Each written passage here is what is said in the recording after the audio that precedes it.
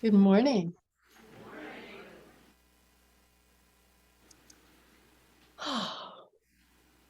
I found it a synchronicity that our daily word came from Corinthians this morning. I'm quoting Corinthians myself. For First Corinthians is a letter. It's an epistle found in the Christian scriptures, what we call the New Testament. And scholars agree that the letter was penned by the apostle Paul, possibly with the help of one of his scribes. Now, the church in Corinth was experiencing problems, conflict in the church, disagreements, arguments, discord. And Paul was writing this letter to help them get back on track. And so we're looking at the 16th chapter and the 13th verse where he says, keep alert, stand firm in your faith, be courageous, be strong. Paul was listing ways to live a good, moral Christian life. He was affirming for the congregation in Corinth the ways that they could get back on track, that they could get back to the truth of their being. Keep alert. Stand firm in your faith. Be courageous. Be strong. That's good advice. Good advice then and good advice today. Over 2,000 years later, there was a book and a movie by the title Eat, Pray, Love. And that was not far off with listing the essentials we need to live a good spiritual life. Eat, pray, love. Nourish our bodies. Eat. Nourish our spirits, our souls through connecting with God. Pray. Give of ourselves. Give love. It sounds like pretty good guidance for living our lives out loud. We nourish our bodies and our spirits, and we love. Eat. So what are we feeding ourselves? What nourishes our bodies? Fresh air, healthy food, lots of water, limiting the consumption of food and drinks with caffeine and alcohol, sugar, and chemicals that we can't pronounce. And what nourishes our spirits? Prayer, communion with God, time in meditation, time in prayer, time with friends that have positive, uplifting lives, time in church, time in book studies, special events, reading materials with positive messages like our daily word, learning and more learning, growing and more growing. Our thoughts are prayers. So we're always praying. And love, the greatest of all commandments. Love one another. Give of yourself, be in service freely, willingly, and with great, great joy. Not out of obligation. Eat, pray, love. Sounds like solid advice. Well, last Sunday, we looked at our first two of our 5 basic unity principles. And this morning, we're going to look at our 3rd, 4th, and 5th. For they could be abbreviated to think, pray, create, and flow naturally into the 5th unity principle, act. So let's unpack these tools for our spiritual living. That's what we call them, sacred tools from our spiritual toolbox. Ways to take these ideas and move them into true expressions in our lives on a day-to-day basis, on a moment-to-moment basis. So let's look at the 3rd unity principle. For this emphasizes the creative power of thought in our life experience. We often refer to this as a law of mind action. Thoughts held in mind produce after their kind.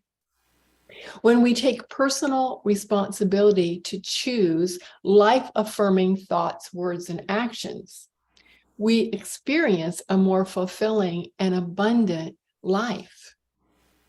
For the third unity principle states that we create our life experiences through our way of thinking. We are co-creators with God, creating reality through thoughts held in mind. The children's version is simply, I create. Now, Henry Ford, the inventor, is known for having said, if you think you can, or you think you can't, you're right. For our thoughts have power. Our mind is fertile ground for that which we plant in it. And if we are planting, I can, then our mind accepts our optimism, and the activities in our lives conspire to support our vision. And if we think, I can't, then our mind accepts our pessimism and again conspires to support us in that vision. Wow, our thoughts do have power. There should be a warning label for our thoughts. Caution, thoughts may be detrimental or extremely supportive to your overall health. Choose wisely. And yes, we all have thoughts that come and go.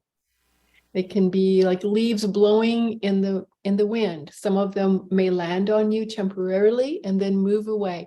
Others may cling to you, and in that clinging, embed those beliefs into your mental and spiritual DNA. Those thoughts have immense power. Those determine how we respond to everything that occurs in our lives. Now, things that we call bad things happen to anyone and everyone because we're all a part of the oneness of all. There's this race mentality in which we are embroiled. It is what we do with what happens in our lives, how we hold it, how we carry it as we move through the situation that determines our true experience.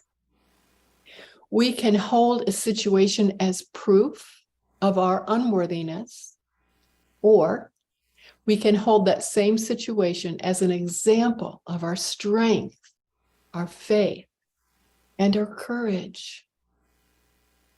Did you know that your mind is so powerful that it can relive a moment in time accurately with emotion? Your mind cannot decipher between the actual event and a memory. You can take a photograph or a picture in your mind. You can focus on that picture and it will elicit the same powerful emotions as when you participated in that event in person, in real time. Perhaps even more powerful because you're not distracted, caught up in the moment. Pictures in your mind of yourself as a child, as your cousins, seeing your parents, perhaps seeing your own children as a chubby toddler. You can see them, you can hear them.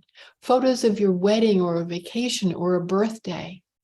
Your mind can fill in the blanks. You can imagine beyond the limits of what you have experienced. You can perceive beyond what your eyes and your ears and your nose is conveying to you. Your thoughts are incredibly powerful. They carry the potential for determining, by establishing a life of being victorious and joy-filled, or living a life of victimhood. The same outside events can and do occur. They do happen to two different people, but how they hold them determine victory or victimhood. Do not let your ego decide, for your ego will always choose fear. Do not let your lack of confidence make these choices for you. Allow your thoughts to lead you to the unimaginable good that can come of this, the unlimited possibilities, better than you could have foreseen or orchestrated on your own. That is how we create our experience, by our perspective, by our thoughts. by what we choose. Now, I recently spoke to an ex-husband the other day, doesn't matter which one. He was bemoaning what a terrible week it had been. He named one thing after another, such distress and tragedy and complications and problems. And I'm not trying to minimize his life experience. And at the same time, I wanted to interrupt him out of protection for myself, because it was painful to hear. It's painful to hear, isn't it? When someone is awfulizing, everything is terrible. I knew that interrupting would not be helpful. I simply let the statements roll off of me. And this is how I do it. I imagine I'm wearing a rain slicker, a bright yellow slippery raincoat, or like a duck with water that's beating and rolling off. Yes, I could agree that it had been a stressful week. I felt it. And our daughter came through a procedure that could potentially have led her to the ICU. She made it through with flying colors, her body already returning to the natural state of wholeness and perfect health. Is that victory?